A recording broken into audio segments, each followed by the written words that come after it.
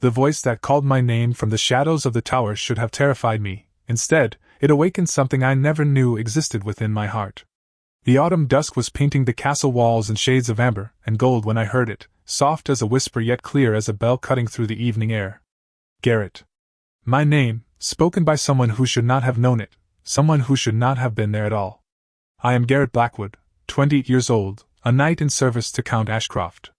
I earned my position through merit rather than birthright, rising from the ranks through skill with a sword and an unwavering sense of duty.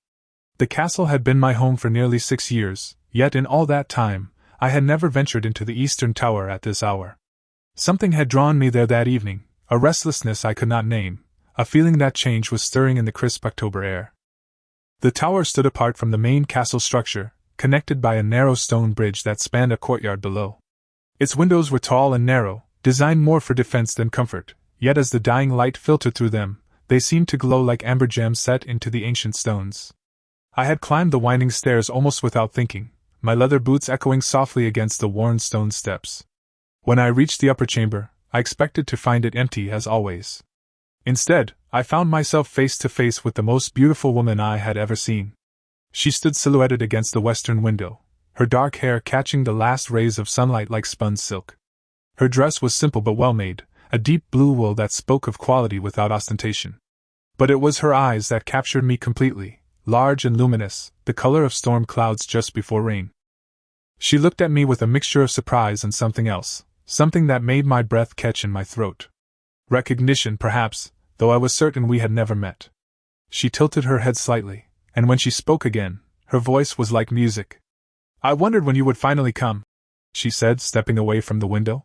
The movement revealed her face more clearly, and I saw the delicate bone structure, the pale skin that spoke of noble blood, the intelligence that sparkled in those remarkable eyes. I found my voice, though it came out rougher than I intended.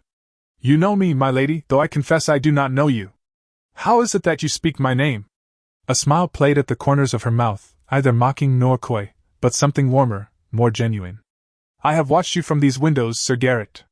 I have seen you training in the courtyard below, seen you walking the gardens at dawn when you think no one is watching. I asked about you, learned your name, your story." The honesty in her admission should have unsettled me, yet instead it stirred something deep in my chest. "And what story did you learn, my lady?" She moved closer, and I caught the faint scent of lavender and something uniquely her own. "That you are a man who earned his place through honor rather than inheritance. That you serve my father with loyalty, yet maintain your own principles. That you read poetry when you think others are not looking." The last observation made me start.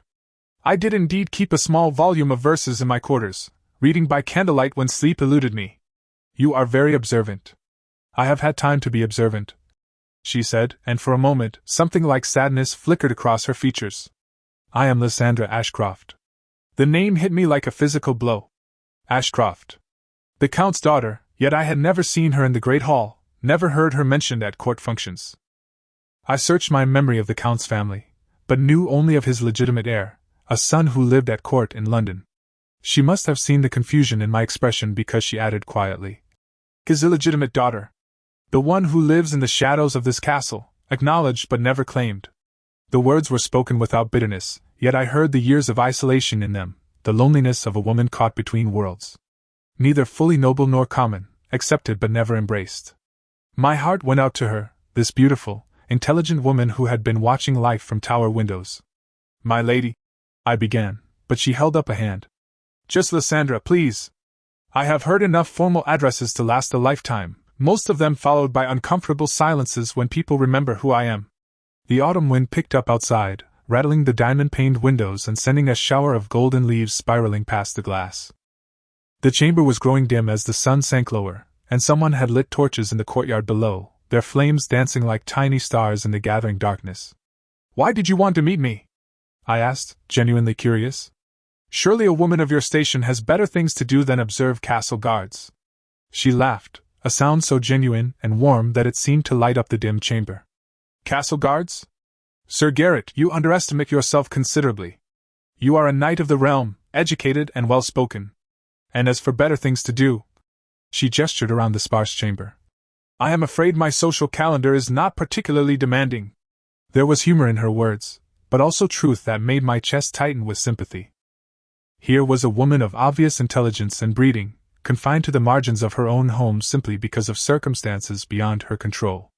"I wanted to meet you," she continued, "because in all my watching, you were the only person in this castle who seemed to truly see the world around you. The only one who paused to appreciate the morning mist in the gardens, who noticed when the kitchen maid was struggling with heavy baskets and offered help without being asked. The only one who looked up at these tower windows and seemed to wonder what might be here." Her words stirred something profound in me, a recognition I had never expected to find. Here was someone who truly saw me, not just the knight or the servant, but the man beneath. Someone who valued the same small moments of beauty and kindness that I thought only I noticed. "And what did you hope would happen when we met?" I asked, taking a step closer. "The proper thing would be to maintain distance, to remember the vast gulf between us in station and circumstance. But something about this woman, this moment, made propriety seem less important than truth. She looked directly into my eyes, and I saw courage there, the kind that comes from having nothing left to lose. I hoped that perhaps I had found someone who might understand what it means to live between worlds, someone who might not see my birth as a barrier to friendship. Friendship. The word should have been enough, should have defined the boundaries of whatever this was becoming. Yet as she spoke it, as I looked into those storm-gray eyes in the dying light of autumn, I knew that friendship would never be sufficient for what was beginning to grow between us. The first stars were appearing in the darkening sky outside, and I realized I had been in the tower far longer than intended. Soon, I would be missed at evening duties. Yet the thought of leaving this chamber, of ending this unexpected encounter, filled me with an inexplicable reluctance. "Friendship," I repeated carefully, "is a precious thing. Particularly when it is offered so openly." She smiled again, and this time there was something in it that made my pulse quicken. "Then perhaps you might return tomorrow evening? The view from this tower is particularly beautiful at sunset." I knew I should decline. Every rule of proper conduct, every lesson in appropriate behavior between classes, every instinct for self-preservation told me to bow politely and never return. Yet as I looked at Lysandra Ashcroft, standing in the golden glow of the dying day, I found myself nodding. "Tomorrow evening," I agreed, my voice steadier than I felt. "At sunset." What I did not know, as I made my way down the winding stairs that evening, was that this simple agreement would change the course of both our lives forever. The next evening could not arrive quickly enough. Throughout the day, I found myself distracted during sword practice, my mind wandering to storm-gray eyes and a voice like music. More than once, Captain Morrison had to call my attention back to the training exercises, his gruff voice cutting through thoughts of Lysandra. I had never been one to let personal matters interfere with duty, yet here I was, counting the hours until sunset like some lovesick boy. When evening finally came, I climbed the tower stairs with a mixture of anticipation and nervous energy I had not felt since my youth. The autumn air was crisp and clean, carrying the scent of wood smoke from the village chimneys and the earthy smell of fallen leaves. As I reached the upper chamber, I found her already there, standing at the same window as before, but this time she turned as soon as she heard my footsteps. "You came," she said, and there was genuine pleasure in her voice that made my heart skip. "Did you doubt I would?" I asked, moving to stand beside her at the window. From this vantage point, the entire castle grounds spread before us, bathed in the golden light of the setting sun. The gardens below were a tapestry of autumn colors, red and gold and amber, with pathways winding between carefully tended beds now preparing for winter sleep. "I hoped you would," she admitted. "But hope and certainty are different things entirely. I have learned not to count on the kindness of others too heavily." Her words carried a weight of experience that spoke to years of disappointment, and I felt an almost protective anger toward whoever had taught her such caution. "Then perhaps it is time you learned that some people can be counted upon." She looked at me then, really looked at me, as if trying to read the truth of my character in my face. "Tell me about yourself, Garrett Blackwood. Not the knight, not the servant of my father, but the man who reads poetry and notices struggling kitchen maids." The directness of her request was both disarming and refreshing. Most conversations I had were about duty, orders, the business of castle life. No one had ever asked about the man beneath the armor before. "What would you like to know?" "Everything," she said simply. "Where you come from, what you dream about, what makes you laugh." I have spent so many years watching life from windows that I find myself hungry for the details of actually living it. So I told her. I spoke of my childhood in a small village to the north, the son of a blacksmith who had recognized something in me that needed more than the forge could provide. I told her about my mentor, an old knight who had seen promise in a village boy and recommended me for service. I spoke of books I had read, places I hoped to visit someday, the satisfaction I found in honest work well done. As I talked, she listened with an attention so complete it was almost breathtaking. She asked questions that showed she truly heard what I was saying, that she understood the significance of small details others might overlook. When I mentioned my love of early morning walks in the garden, she smiled and said she had noticed the peace that seemed to settle over me during those solitary moments. "Now it is your turn," I said when I had talked longer than intended. "Tell me about the woman who watches the world from tower windows." Her expression grew thoughtful, and for a moment I feared I had overstepped. But then she began to speak, and her words painted a picture of a life lived in careful isolation. Born to one of the castle's ladies-in-waiting, acknowledged by the count but never fully accepted by either the servants or the nobility. Educated by private tutors, given all the learning befitting a lord's daughter but none of the social opportunities that should have accompanied it. "I read constantly," she said with a self-deprecating smile. "History, philosophy, poetry, anything I can persuade the castle's chaplain to procure for me. I speak French and Italian as well as English, though I have never had occasion to use either. I can play the harpsichord, though the only audience for my music is usually the mice that live in the castle walls. That seems a terrible waste of accomplishments," I said, genuinely moved by the picture she painted. Here was a woman of obvious intelligence and refinement, condemned to live like a prisoner in her own home. "Waste assumes there was ever any other purpose intended for them," she replied. "I think my father provides me with education because it eases his conscience about my circumstances, not because he has any plans for me to use it." The casual way she spoke of such injustice stirred something fierce in my chest. "Surely he intends for you to marry, to have a household of your own?" She laughed, but there was no humor in it. "And what gentleman would marry the illegitimate daughter of a count? I have no dowry to speak of, no legitimate claim to anything, no family connections that could benefit a husband. I am, as they say, neither fish nor fowl." "Then they are all fools," I said with more heat than I intended. "Any man who could not see your worth would not deserve you in any case." She turned to look at me with surprise, as if no one had ever defended her before. The expression on her face was so vulnerable, so touching, that I had to resist the urge to reach out and touch her hand. "You are kind to say so," she said softly.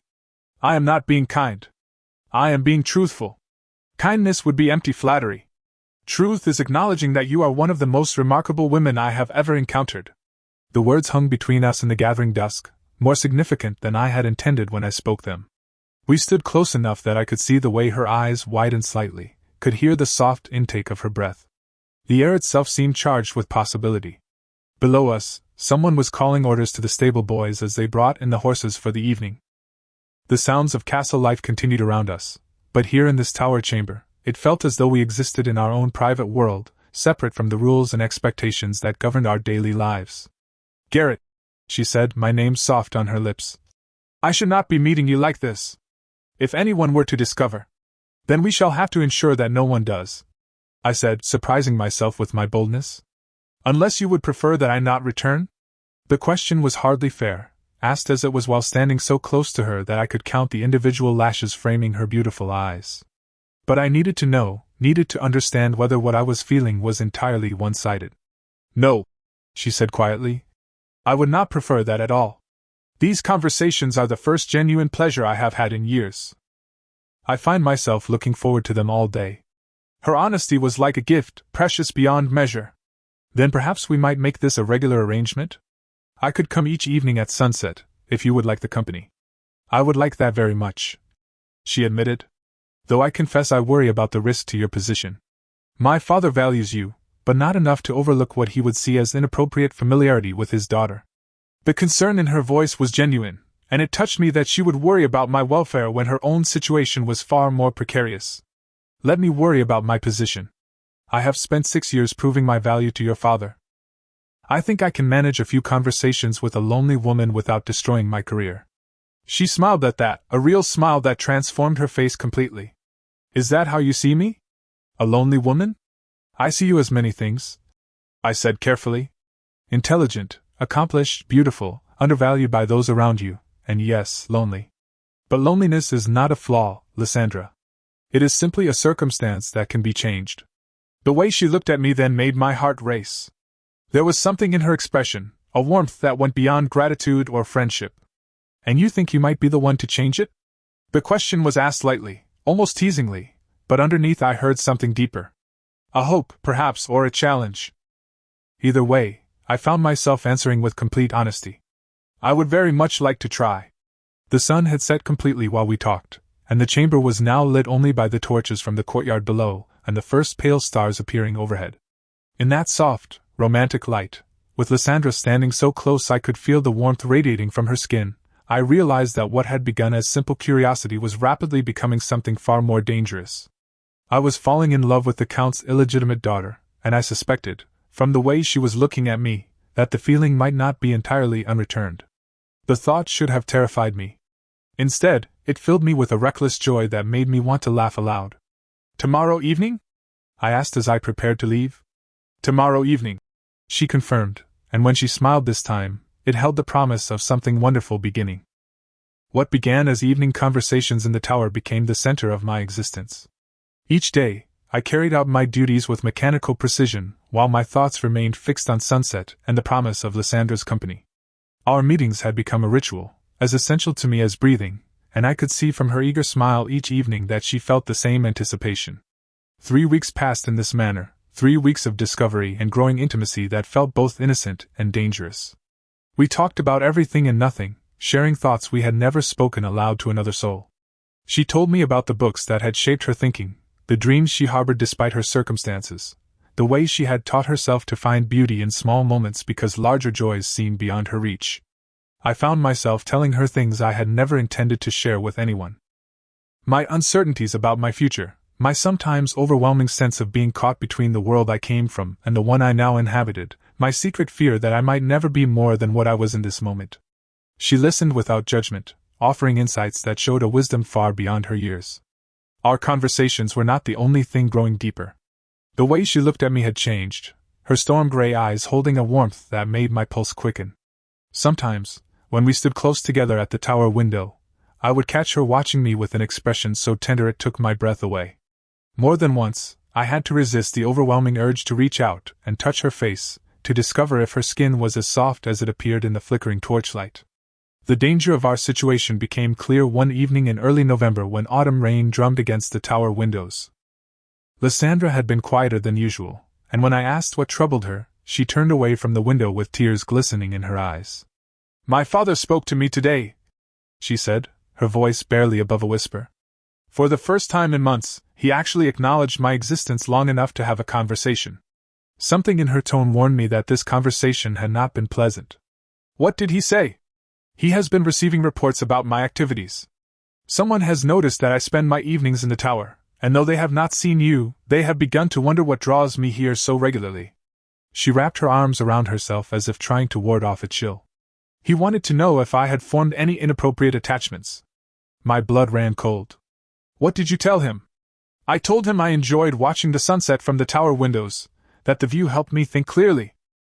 It was not entirely a lie. She managed a weak smile. "But Garrett, he is suspicious now. He made it clear that any hint of improper behavior on my part would result in my being sent away to a convent." The thought of her locked away in some remote religious house, cut off from the world and from me, hit me like a physical blow. He would not dare. He would dare anything to protect his reputation, she said with bitter certainty. "I am his responsibility, not his daughter, not truly. If I become an embarrassment, or a liability, he will dispose of me as efficiently as he would any other problem." I moved closer to her, close enough to see the fear in her eyes, the way her hands trembled slightly as she spoke. The urge to comfort her, to promise that I would never let anyone hurt her, was almost overwhelming. "Then we must be more careful." "More careful?" She laughed, but there was no humor in it. "Garrett, we should not be meeting at all. This," she gestured between us, "whatever this is becoming, it cannot lead anywhere good. I am illegitimate, unmarriageable, a burden my father tolerates out of duty. You are a knight in his service, a man with a future who could ruin everything by association with me." Her words were logical, sensible, exactly what any reasonable person would say in our circumstances. They were also completely unacceptable to me. Somewhere in the course of our evening meetings, my feelings for Lysandra had moved far beyond simple attraction or even affection. I was in love with her, deeply and irrevocably, and the thought of ending our connection because of her father's prejudices made something fierce and protective rise in my chest. "Let me ask you something," I said, stepping close enough that I could see the individual raindrops clinging to the window behind her. "Do you feel nothing for me? Are these meetings simply a pleasant way to pass the evening hours, easily abandoned when circumstances require it?" She looked up at me, her eyes wide and vulnerable. "You know that is not true. Then tell me what is true. Tell me what you feel when we are together like this." For a long moment she said nothing, and I feared I had pushed too hard, demanded too much. But then she spoke, her voice soft but steady. "I feel alive for the first time in my life. I feel valued, seen, understood in a way I never thought possible. When you look at me, I do not feel like a burden or an inconvenience or a shameful secret. I feel like a woman worthy of respect and affection." She paused, then added with devastating honesty, "I feel like someone worth loving." The simple courage it must have taken to speak those words, the trust she was placing in me by revealing so much of her heart, moved me beyond expression. Without thinking, I reached out and took her hands in mine, feeling the coolness of her fingers, the slight tremor that spoke of nerves and emotion. "You are worth loving," I said, my voice rough with feeling. "You are worth everything, Lysandra. Your birth circumstances do not diminish your value any more than mine elevated it beyond what I have earned. You are intelligent, kind, beautiful, and strong enough to find grace in impossible circumstances. Any man would be honored to win your affection. Any man except the one whose good opinion actually matters to me," she whispered, and the vulnerability in her voice nearly undid me completely. I could not help myself then. Still holding her hands, I moved closer until we were standing as close as propriety would allow, close enough that I could feel her breath against my cheek. "Whose good opinion is that?" "Yours," she breathed, looking up at me with such hope and fear mingled in her expression that I felt my heart crack open. "Then you have it," I said simply. "You have had it from the first evening we met, and you will have it for as long as I draw breath. Nothing your father says or does, nothing society thinks or whispers, will ever change that." The tears that had been threatening finally spilled over, but they were not tears of sadness. There was joy in them, relief, a kind of wonder that spoke to how little kindness she had received in her life. Without thinking, I released one of her hands and gently brushed the tears from her cheek with my thumb. The moment my skin touched hers, everything changed. The careful boundaries we had maintained, the proper distance between knight and lady, the sensible restraint that had governed our meetings, all of it crumbled in an instant. She turned her face into my touch, her eyes closing as if to savor the contact, and I knew with absolute certainty that I was lost. "Lysandra," I said, her name a prayer and a promise. "I know," she whispered without opening her eyes. "I know we should not. I know it is dangerous and foolish and could destroy us both. But Garrett, I cannot bring myself to care about should not when this feels so right." Standing there in the tower chamber with rain pattering against the windows and her face warm under my hand, I made a decision that would change everything. I decided that some things were worth the risk, that some connections were worth fighting for regardless of the consequences.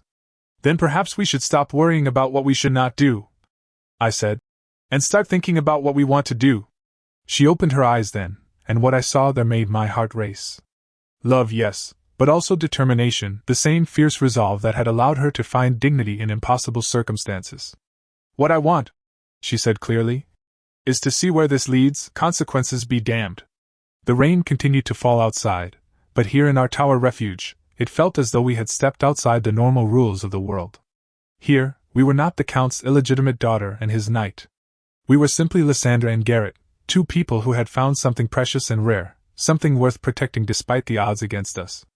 "Then that is what we shall do," I promised, and when she smiled, it was like the sun breaking through storm clouds. What neither of us realized was that our declaration of intent had come too late. Even as we stood there planning our careful rebellion against fate, forces were already in motion that would test our newfound resolve far sooner than either of us could have imagined. The storm that had been brewing around us broke 3 days later, and it came from a direction I had never anticipated. I was in the armory, cleaning and oiling the castle's weapons as was my weekly duty, when young Thomas, one of the pages, came running in with panic written across his face. "Sir Garrett," he gasped, clearly having run some distance. "The Count demands your immediate presence in his private chambers. He seemed—" The boy swallowed hard. "He seemed very angry, sir." My blood turned to ice. In all my years of service, Count Ashcroft had never summoned me to his private quarters. Official business was always conducted in his study, or the Great Hall. This felt different, personal, and the timing could not be coincidental. I made my way through the castle corridors with a growing sense of dread, trying to prepare myself for whatever confrontation awaited. The Count's chambers were in the oldest part of the castle, reached through a series of increasingly narrow hallways that seemed designed to intimidate visitors. By the time I reached his door, my mind was racing through possible explanations, possible defenses, possible ways to protect Lysandra from whatever storm was coming. The Count was standing with his back to the door when I entered, staring out a window that overlooked the very tower where Lysandra and I had been meeting. He was a man in his middle 50s, gray-haired and still powerfully built, with the kind of presence that commanded respect through sheer force of will. When he turned to face me, his expression was colder than I had ever seen it. "Sir Garrett Blackwood," he said, my name carrying a weight of disappointment that made my stomach clench. 6 years of loyal service.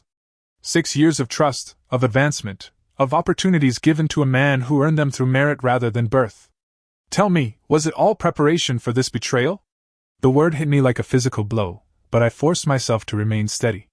My lord, I am not certain what betrayal you speak of. His eyes narrowed, and I realized that playing ignorant would only make things worse. Do not insult my intelligence, sir. I know about your evening visits to the Eastern Tower. I know about your meetings with my daughter. The emphasis he placed on the word daughter was like a blade, sharp and cutting. He acknowledged Lysandra as his child only when it served his purposes, when he needed to claim authority over her actions. I have done nothing to dishonor your daughter or this house, I said carefully. Nothing to dishonor? His voice rose, the first crack in his controlled fury. You have been meeting secretly with an unmarried woman of noble blood, engaging in clandestine conversations that could ruin her reputation and destroy any chance she might have of a respectable future. If that is not dishonor, what would you call it? I wanted to point out that he had never shown any interest in securing Lysandra a respectable future, that his treatment of her had made it clear he considered her more burden than daughter. But attacking him would only make Lysandra's situation worse. I would call it friendship, my lord. Nothing more. He laughed, a harsh sound without humor. Friendship? Do you take me for a fool, Blackwood? I have seen the way you look at her when you think no one is watching. I have heard reports of intimate conversations, of looks and gestures that go far beyond friendship. You have compromised my daughter, and through her, you have compromised me. The accusation hung in the air between us, and I realized that denial would be useless. Someone had been watching us, reporting on us, and while they might not have witnessed anything truly scandalous, they had seen enough to damn us both. What do you want from me? I asked, abandoning pretense. I want you gone, he said with brutal simplicity. Tonight. You will pack your belongings and leave this castle, never to return. You will seek service elsewhere, preferably far from here, and you will never again have contact with any member of my household. The words hit me like hammer blows, each one driving home the reality of what I was losing. My position, my home, my future, and most devastating of all, Lysandra. And if I refuse? Then I will have you arrested for corrupting a woman of noble birth and thrown into the dungeon to await trial. The outcome of such a trial would not be pleasant for you, I assure you. And Lysandra would be sent to a convent immediately, where she would spend the rest of her life in penance for her part in this disgrace. The threat against Lysandra was like a dagger to my heart. I could face imprisonment, disgrace, even death, but the thought of her locked away in some remote religious house, cut off from the world forever because of her association with me, was unbearable. She is innocent in this, I said desperately. Whatever feelings have developed, they were not encouraged by her. The fault is mine alone.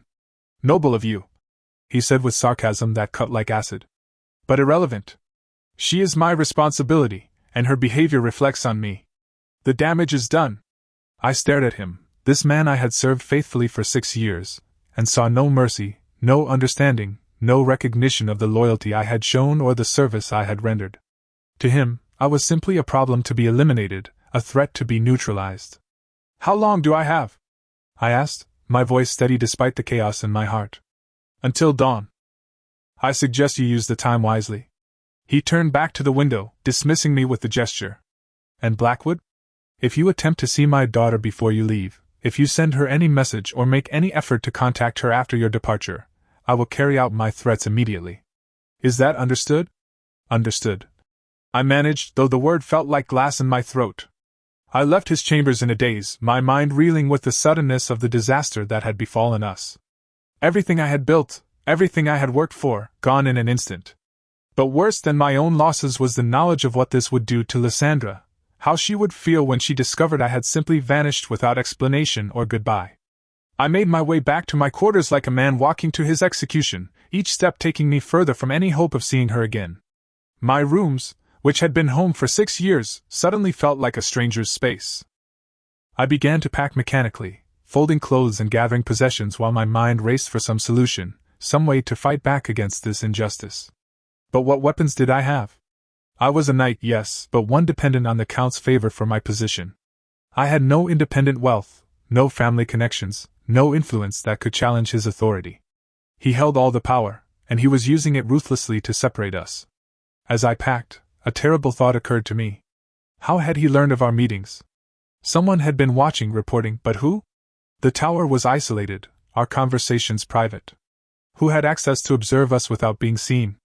The answer came to me with sickening clarity. The servant passages. The castle was riddled with hidden corridors and servants' stairs that allowed staff to move through the building unseen. Someone using those passages could easily have watched our meetings, listened to our conversations, reported everything to the Count. But who would do such a thing? And why? I had always gotten along well with the castle staff, treated everyone with respect regardless of their station. What could motivate someone to destroy two people's happiness so deliberately? The questions tormented me as I continued packing, but they were academic now. The damage was done, the die cast.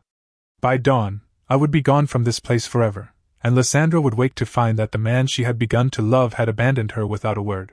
The injustice of it burned in my chest like acid. To be unable to explain, to comfort her, to promise that my feelings had been real even if circumstances made them impossible. She would think I had fled at the first sign of real danger, that my promises of constancy had been empty words. As the hours passed and midnight approached, I found myself standing at my window, looking toward the eastern tower where I knew she was probably waiting for me. The thought of her there, watching for my arrival, gradually realizing that I was not coming, was almost unbearable. But the Count's threat had been clear. Any attempt to contact her would result in her immediate removal to a convent. I could not risk that, could not be responsible for destroying what remained of her life just to ease my own conscience. So I stood there in the darkness, memorizing the outline of the tower against the night sky, saying goodbye to the woman I loved without her even knowing it was happening. Tomorrow, she would wake to a world where I no longer existed, where the first real happiness she had ever known had been stolen away by her father's cold calculation. The thought of her pain, her confusion, her inevitable conclusion that I had simply abandoned her, made me want to howl with rage and grief. But I could do nothing except pack my belongings and prepare to disappear from her life as suddenly as I had entered it. Dawn was still hours away, but already I knew that this would be the longest night of my life. Dawn was breaking gray and cold when I finished loading my few possessions onto my horse. The castle was just beginning to stir, servants starting their daily routines, but I had timed my departure to avoid as many witnesses as possible. The fewer people who saw me leave in disgrace, the better for everyone involved. I was leading my horse across the courtyard when I heard running footsteps behind me. My heart leaped with the impossible hope that it might be Lysandra, that somehow she had learned of my departure and come to find me. But when I turned, it was only young Thomas, the page who had summoned me to the Count yesterday. "Sir Garrett," he called breathlessly. "Wait, please." I stopped, though every instinct told me to mount my horse and ride away as quickly as possible. The longer I remained, the greater the chance that Lysandra might see me leaving and demand explanations I could not give. "What is it, Thomas?" The boy looked around nervously, then stepped closer and lowered his voice. "I have a message for you, sir. From Lady Lysandra." My blood turned to ice. If the Count discovered that she had attempted to contact me, the consequences for her would be severe. "Thomas, you must not. She does not know I am delivering this," he said quickly. "I overheard her crying in her chambers, and when I asked what was wrong, she told me you had disappeared without explanation. She did not ask me to find you, sir, but I could not bear to see her so heartbroken. The knowledge that she was crying, that she was in pain because of my apparent abandonment, was like a knife twisting in my chest." "What did she say?" "She said to tell you that she understands why you had to leave, that she does not blame you for choosing your safety over her affection. But she wanted you to know that what you shared was real for her, and that she will remember it always." The generosity of her message, the way she assumed the best of my motives even in the face of what must have seemed like betrayal, nearly brought me to my knees. Here I was, forced to leave her without explanation, and she was concerned for my welfare rather than her own heartbreak. "Tell me, Thomas," I said carefully. "How did she learn of my departure?" "Her father told her this morning, sir. He said you had accepted a position elsewhere and left immediately to take advantage of the opportunity. He made it sound as though you had been planning this for some time." The casual cruelty of the lie took my breath away. Not only had the Count forced me to leave, but he had deliberately made it appear as though I had chosen to go, that my affection for Lysandra had been a temporary amusement easily abandoned for professional advancement. "Thomas," I said urgently, "you must give her a message from me. But you must be very careful how you do it.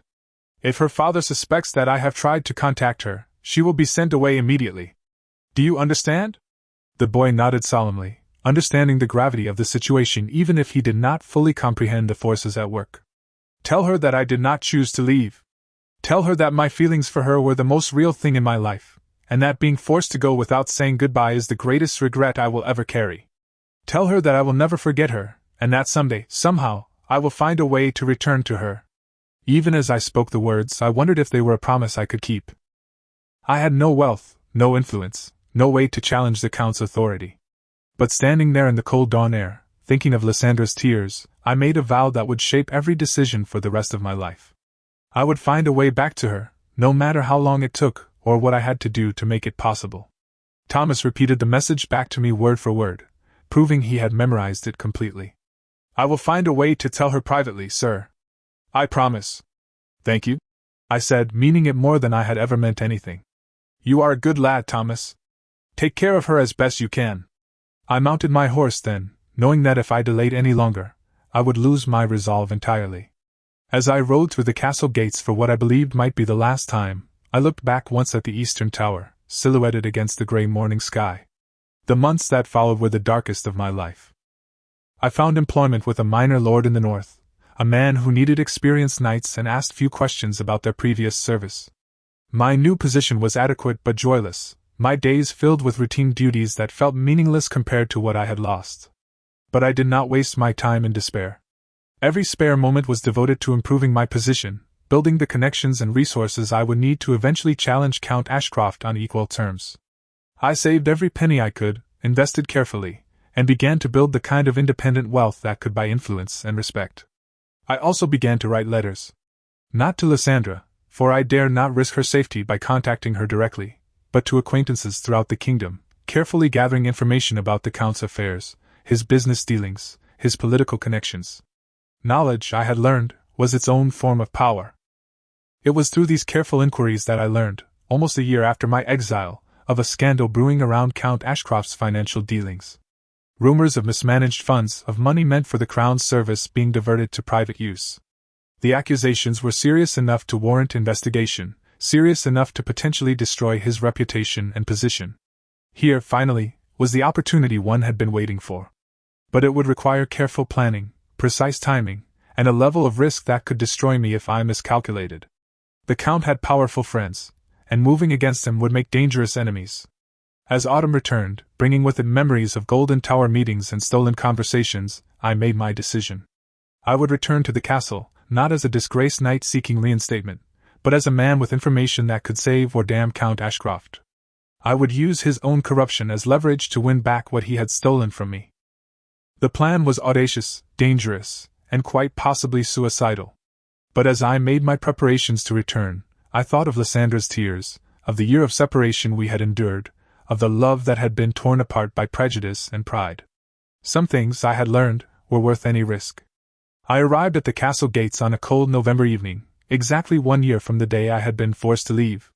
I came not as a suppliant but as an equal, dressed in fine clothes that spoke of prosperity and success, carrying documents that could change everything. The guards recognized me but were clearly uncertain how to proceed. I was no longer their fellow soldier, but I was also not clearly an enemy. I requested an immediate audience with the Count, and the authority in my voice, combined with the obvious quality of my attire, convinced them to grant it.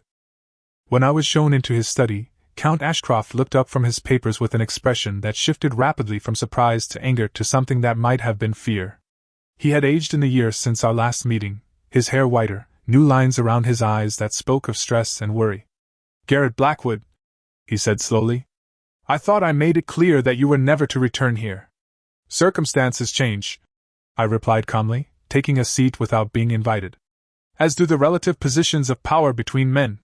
I placed the documents I had brought on his desk, close enough for him to see the official seals, the quality of the paper, the gravity of their contents. "I believe we need to discuss your daughter's future."